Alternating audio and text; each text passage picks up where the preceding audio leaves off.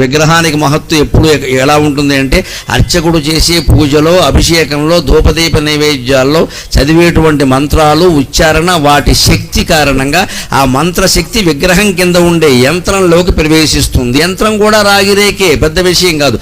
దాని మీద ఒక మంత్రం రాశారు. ఆ మంత్రాన్ని ప్రతిష్ఠ రోజుల్లో 7 రోజులు కోట్ల జపం చేస్తారండి కూర్చుని అక్కడ. అన్ని కోట్ల జపం చేయడం వల్ల, ఆ ఏకాగ్రత వల్ల ఆ మంత్రశక్తి చేసే బ్రాహ్మణుడు నుంచి అది బయటికి వెళ్ళి ఆ యంత్రం మీద ప్రతిష్ఠితం అవుతుంది.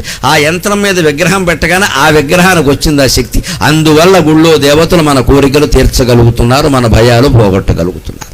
ఇది యంత్రశక్తి, మంత్రశక్తి. ఇక ప్రతిష్ఠ అంతా ఉంది, దాన్ని తంత్రం అంటారు. 3 శక్తులు: మంత్రశక్తి, తంత్రశక్తి, యంత్రశక్తి. అందుకే లలితా సహస్రంలో మీరు ఎప్పుడు చూసినా సర్వతంత్రాత్మిక సర్వమంత్ర యంత్రాత్మిక సర్వతంత్ర రూప మనోన్మని అని యంత్ర, తంత్ర, మంత్ర 3 వరుసగా వస్తాయి.